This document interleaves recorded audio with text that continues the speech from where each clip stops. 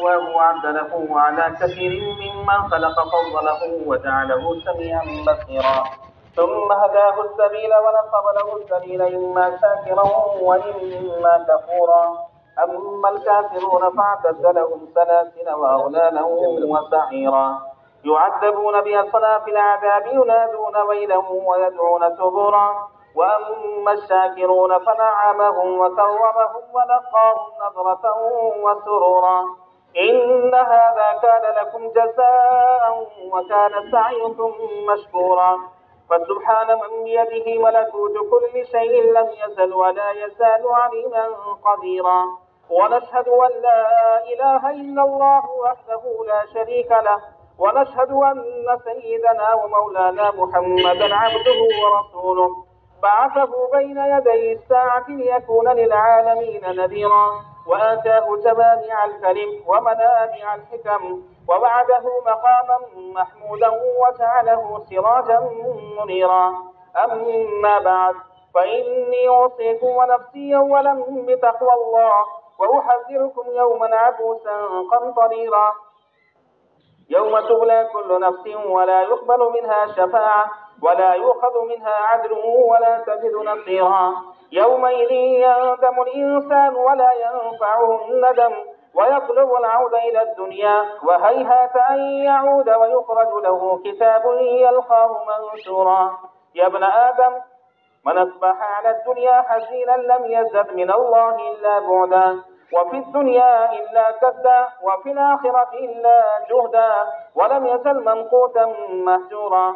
يا ابن آدم ترزق بالرزق فإن الرزق مقسوم والحريص محروم والاستقصاء شوم والأجل محشوم وقد فاز من لم يحمل من الظلم نقيرا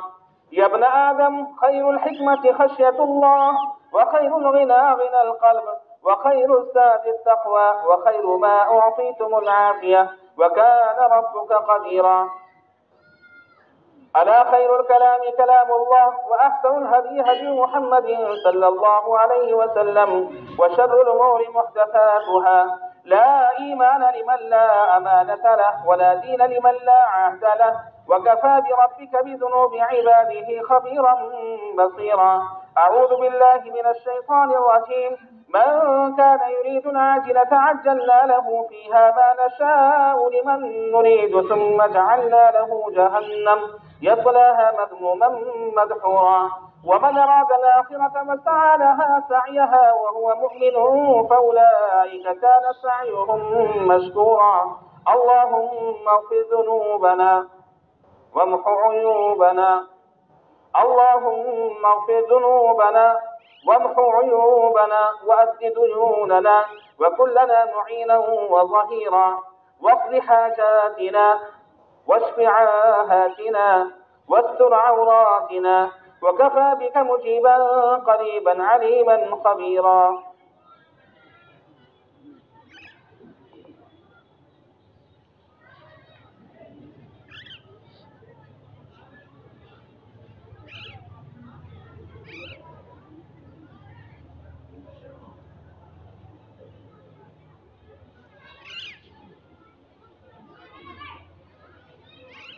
الحمد لله نحمده ونستعينه ونستغفره ونؤمن به ونتوكل عليه ونعوذ بالله من شرور أنفسنا ومن سيئات أعمالنا من يهد الله فلا مضل له ومن يضلل فلا هادي له ونشهد أن لا إله إلا الله وحده لا شريك له ونشهد أن سيدنا ومولانا محمدا عبده ورسوله أعوذ بالله من الشيطان الرجيم إن الله وملائكته يصلون على النبي يا أيها الذين آمنوا صلوا عليه وسلموا تسليما اللهم صل على محمد وعلى آل محمد بعدد من صلى وصام وصل على محمد وعلى آل محمد بعدد من قعد وقام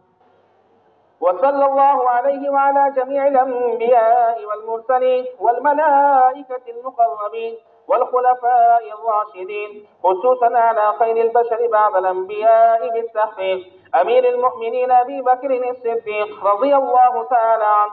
وعلى مسير المنبر والمحراب أمير المؤمنين عمر بن الخطاب رضي الله تعالى عنه، وعلى كامل الحياء والإيمان أمير المؤمنين عثمان بن عفان رضي الله تعالى عنه، وعلى مظهر العجائب والغرائب أمير المؤمنين علي بن أبي طالب رضي الله تعالى عنه، وعلى الإمامين الهمامين السعيدين الشهيدين أمير المؤمنين أبي محمد الحسن وأبي عبد الله الحسين رضي الله تعالى عنهما،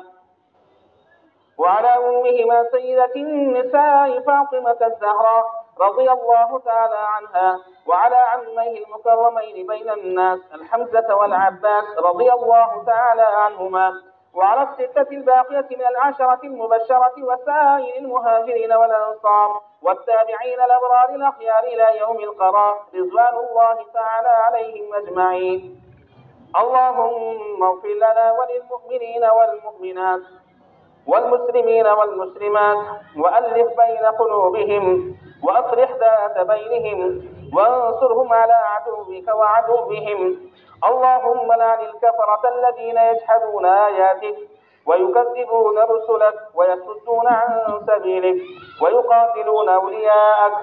اللهم انصر الإسلام والمسلمين. اللهم أعز الإسلام والمسلمين، وأذل الشرك واليهود والنصارى والمشركين. اللهم شتت شملهم،